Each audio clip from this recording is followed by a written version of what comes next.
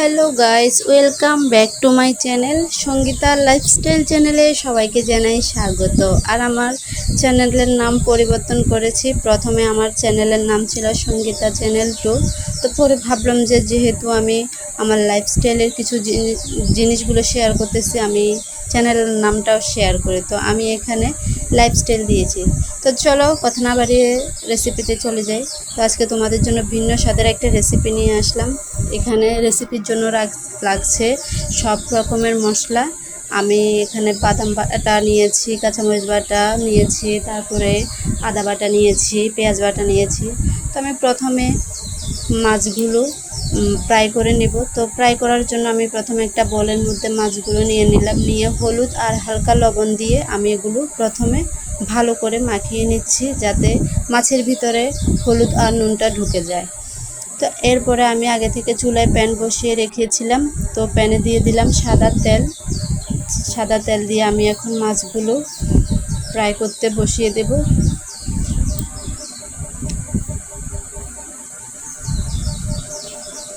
সবাই পুরো ভিডিওটি দেখবেন, তো আশা করি ভালো লাগবে দেখলে। তো আমি মাছ ফ্রাই করে নামিয়ে রেখেছি।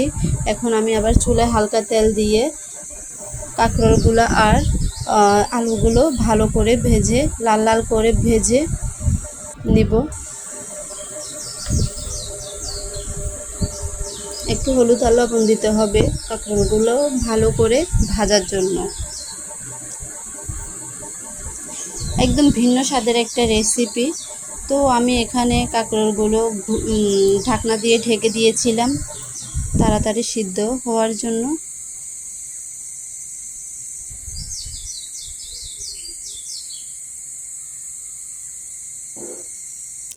এই যে আমি ভালো করে এগুলোকে ফ্রাই করে নেব। তো আমার মোটামুটি এগুলো প্রায় হয়ে গেছে। তো আমি নামিয়ে নিয়েছি। আমি আবারও চুলায় প্যান বসিয়ে সাদা তেল দিয়ে, আমি আজকে সাদা তেল দিয়ে রান্না করব। তো পেঁয়াজ বাটা আর আদা বাটা সাথে কাঁচামরিচ বাটাটাও দিয়ে দিচ্ছি, দিয়ে ভালো করে ভেজে নেব কিছুক্ষণ।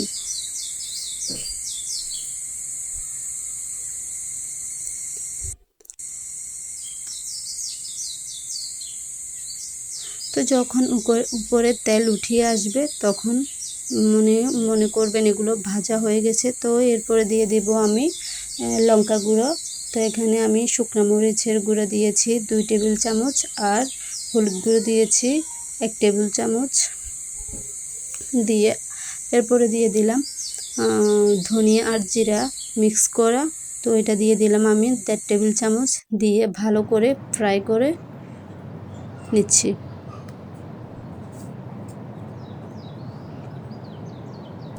তো এই পর্যায়ে আমার মোটামুটি ফ্রাই করা হয়ে গেছে। তো দেখো তেল উঠিয়ে এসেছে। তো এখন আমি দিয়ে দেব বাদাম বাটা দিয়ে কিছুক্ষণ আবারও ফ্রাই করে নেব ভালো করে। যখন আবারও তেল উপরে উঠিয়ে আসবে তখনই আমি অ্যাড করে দেব ভেজে রাখা আলু আর কাঁকরোল। তো এগুলো আগে থেকেই ভেজে রাখা ছিল, এজন্য আর বেশি ভাজবো না, হালকা একটু ভাজবো। তো এরপরে আমি পানি অ্যাড করে দেব। মোটামুটি আমার হয়ে গেছে অ্যাডজাস্ট করা মশলার সাথে। এখন আমি পানি অ্যাড করে দিলাম। আমি পরিমাণ মতো পানি দিয়ে দিব।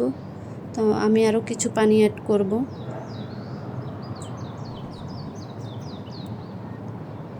তো আমি পানি আরও কিছু দিয়ে দিলাম। তারপর আমি ঢাকনা দিয়ে ঢেকে ভালো করে ফুটিয়ে নিলাম। এই যে ফুটিয়ে উঠেছে। এখন আমি দিয়ে দেব ভেজে রাখা মাছ। আবার আমি ঢাকনা দিয়ে ঢেকে আবারও কিছুক্ষণ রান্না করে নেব। তো আবারও ঢাকনা খুলে আবার একটা মশলা অ্যাড করব। এটা হচ্ছে সিক্রেট মশলা। তো আশা করি এটার রেসিপি আমি সবাইকে পরে শেয়ার করব। তো এই যে আমি একটা মশলা দিয়ে দিলাম, দিয়ে একটু নেড়ে চেড়ে আবারও আমি ঢাকনা দিয়ে এটাকে ঢেকে আবার কিছুক্ষণ রান্না করব। তো আমার রান্না করা শেষ। এ পর্যায়ে আমি এটা এখন নামিয়ে নেব। যদিও এখানে মনে হচ্ছে অনেক ঝোল রয়েছে, কিন্তু আসলে না। এই যে তারপর আমার রান্না করা শেষ। এখন আমি মিক্সিং বলে সার্ভ করে দিচ্ছি। দেখো গ্রেভিটা হয়েছে। আর তোমরা কালারটা দেখলেই বুঝতে পারবে রান্নাটা কেমন হয়েছে। সেই দুর্দান্ত স্বাদের একটি রান্না, একদম ভিন্ন স্বাদের। তো আমার ভিডিওটি যদি ভালো লাগে অবশ্যই লাইক, কমেন্ট, শেয়ার করে দিবেন। আর আমার চ্যানেলটা একটু সাবস্ক্রাইব করে দিবেন। তো এরকম নিত্য নতুন ভিডিও যদি পেতে চান অবশ্যই চ্যানেলটা সাবস্ক্রাইব করে দিবেন।